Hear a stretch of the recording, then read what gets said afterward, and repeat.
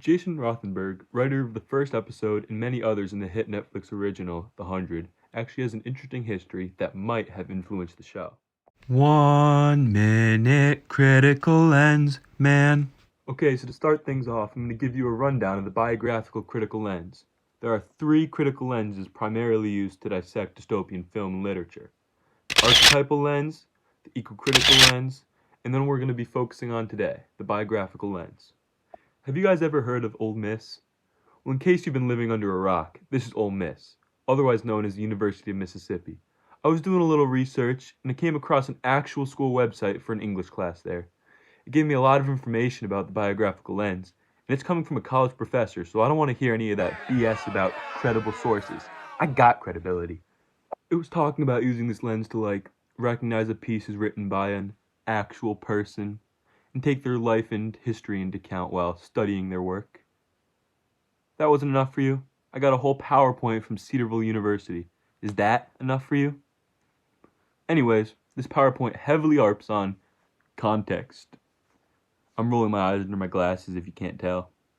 I'm actually analyzing a film, not a text, so I don't really see how this applies. That was a joke. Anyways, Jason Rothenberg.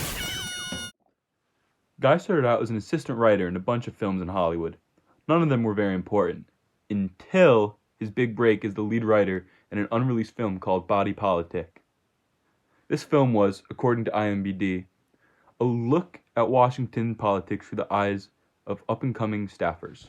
While writing this, he obviously got to see a behind-the-scenes view of how our country's politics work. Can you guys see the parallel? In The 100, a bunch of kids are sent down and start to form their own rules. Jason wrote the first two episodes where the kids start setting up their own government. With his background knowledge of politics from working on his film, he played with what would happen if kids were left alone to create their own government and rules in a Lord of the Flies type scenario. Jason wasn't always so successful. He had a pretty normal childhood growing up in the suburbs of Detroit, later studying communications at the University of Wisconsin.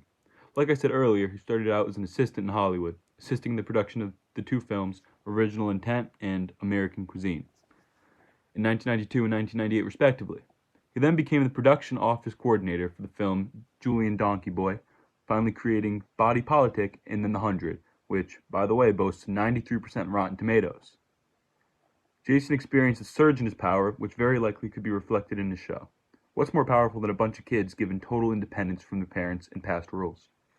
We're coming to this episode of 1 Minute Critical Lens, man. Next time we might be discussing the archetypal critical lens, but probably not. There might not even be a next time.